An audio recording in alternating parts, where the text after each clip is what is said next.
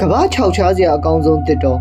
ရိုမေးနီးယားနိုင်ငံကိုလမ်ပိုကာမြို့ရဲ့မိုင်နန်းငယ်အကွာမှာရှိတဲ့ဟိုဝါဘာခုလို့အမည်ရတဲ့ Transnistria တစ်တော်ဟာထူးဆန်းပြီးတော့အဖြေရှာလို့မရတဲ့ဖြစ်ရပ်တွေကြောင့်နာမည်ကြီးပါတယ်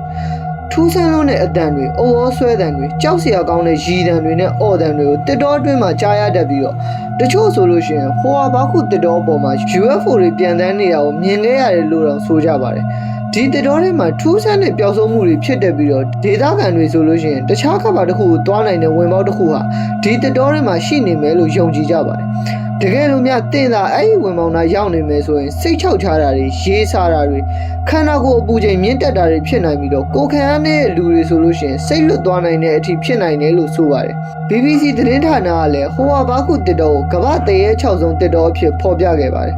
ဟိုဝါဘာခုမှာရှိတဲ့တစ်ပင်တွေကတာမန်မဟုတ်ဘဲနဲ့ကွဲပြီးတော့ထူးဆန်းတဲ့ပုံစံရှိပါတယ်လွန်ခဲ့တဲ့နှစ်တွေအတွင်းမှာဟိုဝါဘာခုတစ်တော်တွေပျောက်ဆုံးသွားခဲ့တဲ့လူပေါင်း1000ကျော်ရှိပြီးတော့အဲ့ဒီတွေကအများစုကိုတော့လုံးဝပြန်ရှာလို့မရခဲ့ကြပါဘူးလူသိအများဆုံးပျောက်ဆုံးမှုတစ်ခုကတော့9နှစ်အရွယ်ကလေးတူပျောက်ဆုံးသွားခဲ့တာဖြစ်ပြီးကယ်ဆယ်ရေးအဖွဲ့တွေနဲ့ပြန်ရှာခဲ့ကြပေမဲ့လည်းလုံးဝရှာမတွေ့ခဲ့ကြပါဘူး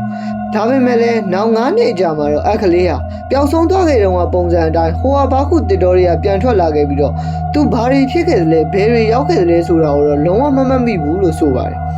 နောက်ထပ်လူ9ဦးကလည်းဟိုဝါဘာခုတစ်တော်အတွင်းမှာပျောက်ဆုံးသွားခဲ့ပြီးတော့9ဦးစလုံးကိုကိုအဆုံးစီရင်ပြီးတော့တည်နေတဲ့ပုံစံနဲ့ပြန်လည်တွေ့ခဲ့ရပါတယ်